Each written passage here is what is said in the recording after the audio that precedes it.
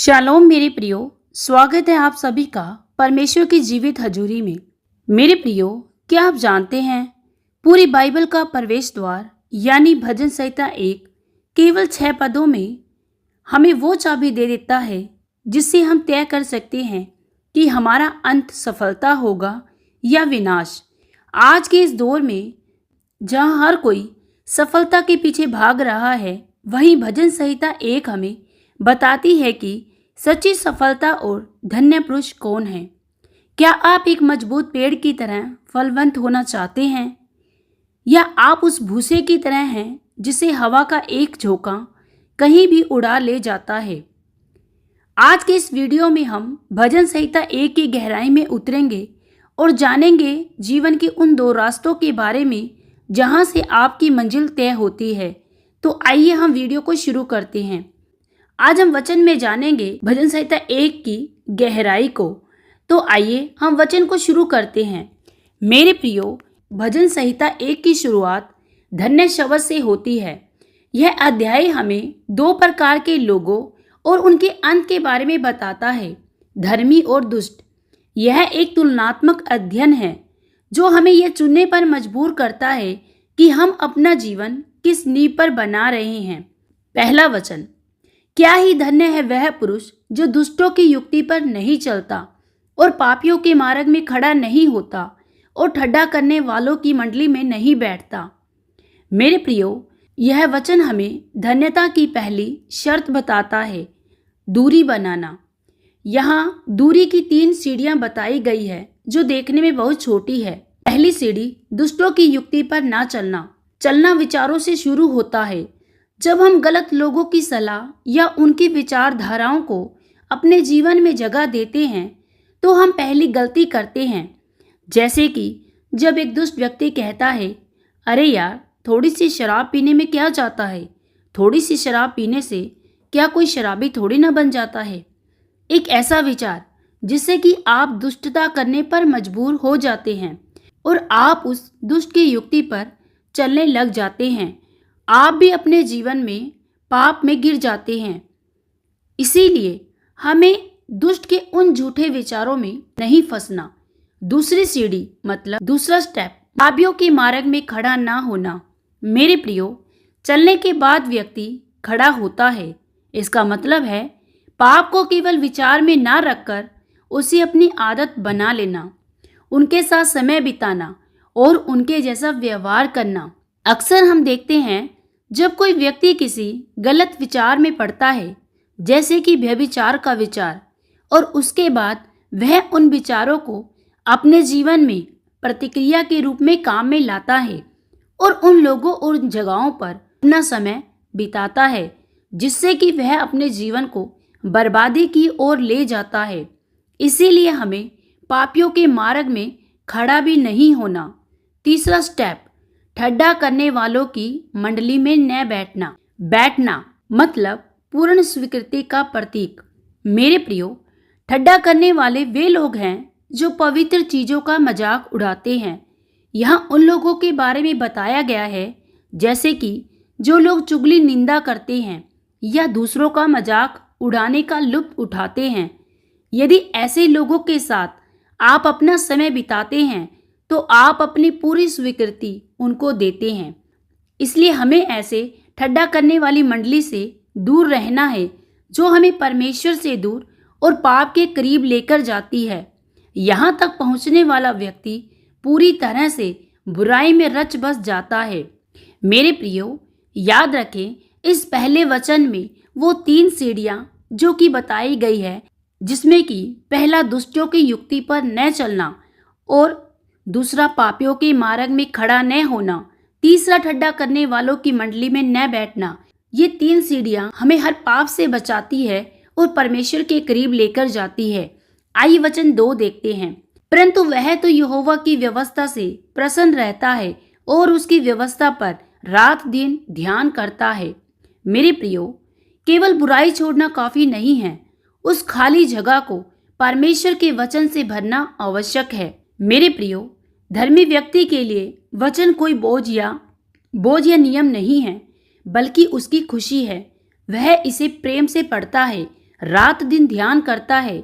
यह ध्यान का अर्थ केवल चुपचाप बैठना नहीं, बल्कि वचन को मन ही मन गुनगुनाना है।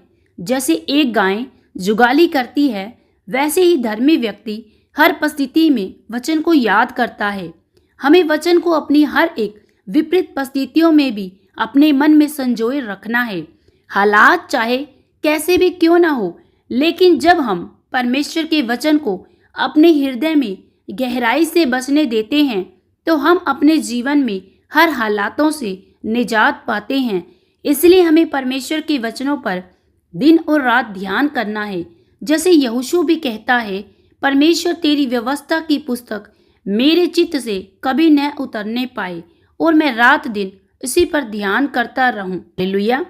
वचन 3, वह उस वृक्ष के समान है जो बहती नालियों के किनारे लगाया गया है और अपने ऋतु में फल देता है, जिसके पत्ते कभी मुरझाते नहीं।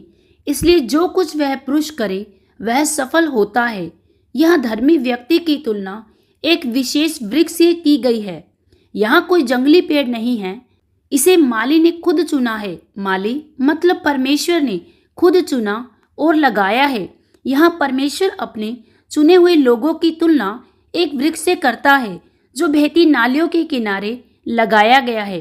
बहती नालियों के किनारे मतलब जिसका स्रोत कभी नहीं सूखता, क्योंकि इसकी जड़ें सीधे परमेश्वर की सामर्थ से जुड़ी हैं।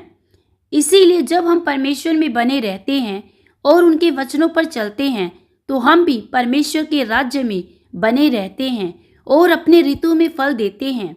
मेरे प्रियो, धर्मी व्यक्ति का जीवन दूसरों के लिए आशीष का कारण बनता है। वही समय पर सही व्यवहार और कार्य करता है। मेरे प्रियो, परमेश्वर के राज्य में बने रहने वाले हर वह धर्मी व्यक्ति जो परमेश्वर की इच्छा के अनुसार चलते हैं, तो वह सही समय पर प्रतिफल लेकर आते हैं और दूसरों के लिए भी आशीष का कारण बनते हैं। मेरे प्रियो, यहाँ सफलता का अर्थ सांसारिक धन मात्र नहीं, बल्कि वह आत्मिक और मानसिक शांति है जो हर परिस्थिति में बनी रहती है। वचन 4, दुष्ट लोग ऐसे नहीं होते, वे उस भूसे के समान होते हैं जिसे पवन उड़ा ले जाती है। मेरे प्रियो, यह धर्मी एक मजबूत पेड़ है, वही दुष्ट एक भूसा है। भूसे में जड़ नहीं होती, ना ही वजन। हवा का एक झोंका उसे कहीं भी ले जा सकता है। अनाज से अलग होने के बाद भूसा किसी काम का नहीं रहता। इसी प्रकार एक दुष्ट व्यक्ति का जीवन भी बाहरी तौर पर चमक सकता है, लेकिन भीतर से वह खोखला और अस्थिर होता है और वह अपनी हर परिस्थितियों को देखकर घबराता है और डर जाता है और वह अपने बुने हुए जाल में स्वयं ही फंस जाता है। मेरे प्रियो, यहाँ एक दुष्ट व्यक्ति उस भूसे की तरह होता है जो अपने जीवन में कभी भी सही फैसले नहीं ले पाता और वह आने वाली परिस्थितियों में घबरा कर और उन्हीं में उलझ कर रह जाता है। और यदि एक धर्मी व्यक्ति जब परमेश्वर के करीब रहता है, उसके वचनों पर चलता है, तो वह परमेश्वर के अनुसार अपने जीवन में आशीष और बरकतों को पाता है। आइए वचन 5 देखते हैं।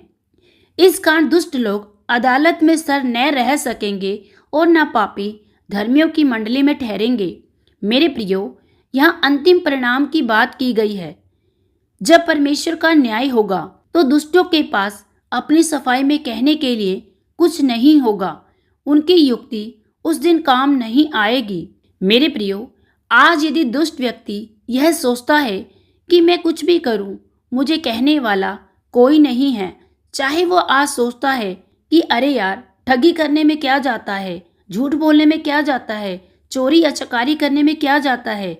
याद रखिए, परमेश्वर ने एक दिन न्याय का ठहराया है और यह वही दिन होगा जिस दिन दुष्ट लोग परमेश्वर के सामने खड़े किए जाएंगे और वह परमेश्वर के अदालत में स्थिर न रह पाएंगे, क्योंकि उनका न्याय उनके किए गए दुष्ट कामों के अनुसार होगा। इस वचन में परमेश्वर ने पवित्र लोगों और अपवित्र लोगों को अलग करने के बारे में बताया है। जैसे न पापी धर्मी की मंडली में ठहरेंगे, मतलब कोई भी अपवित्र व्यक्ति पवित्र लोगों के साथ ठहरने न पाएंगे, क्योंकि पापियों को धर्मी की संगति से अलग कर दिया जाएगा। हालेलुया। आइए हम अंतिम और छठा वचन देखते हैं। क्योंकि यहोवा धर्मियों का मार्ग जानता है, परंतु दुष्टों का मार्ग नाश हो जाएगा। मेरे प्रियो, यह जानने का अर्थ केवल जानकारी होना नहीं है, बल्कि घनिष्ठ संबंध और देखभाल करना है। परमेश्वर धर्मी की हर कदम पर नजर रखता है और उसकी रक्षा करता है, क्योंकि परमेश्वर धर्मी के विचारों को दूर ही से समझ लेता है। परमेश्वर धर्मी की हर एक गतिविधियों पर भली भांति नजर रखता है और वह धर्मी की रक्षा और हिफाजत करता है। वहीं दूसरी ओर दुष्ट का मार्ग एक ऐसी पगडंडी की तरह है जो गहरी खाई में जाकर खत्म होती है। उसका अंत शून्य है, क्योंकि वह अपने मार्गों का चुनाव स्वयं करता है, जो कि विनाश का होता है। हालेलुया। मेरे प्रियो, भजन संहिता 1 हमें स्पष्ट रूप से बताता है कि हमारे जीवन की गुणवत्ता इस बात पर निर्भर करती है कि हमारी संगति कैसी है, हमारा आनंद किसमें है, हमारा स्रोत क्या है। यदि आप परमेश्वर के वचन रूपी जल के किनारे लगे हुए पेड़ हैं, तो मेरे प्रियो, संसार का कोई भी सूखा, मतलब कोई भी परेशानी, कोई भी समस्याएं आपको कभी भी मुरझा नहीं सकती। आप हमेशा हरे भरे और फलवंत बने रहेंगे। यह अध्याय याद रखिए, यह अध्याय हमें बुलाता है कि हम ठट्ठा करने वालों की भीड़ से निकलकर परमेश्वर की वचन की गहराई में उतरें और परमेश्वर के साथ निरंतर उनकी आज्ञाओं में बने रहें। आमीन। परमेश्वर पिता आप सभी लोगों को इस वचन के द्वारा बहुतायत सी आशीष और बरकत दे। सबको जय मसीह की।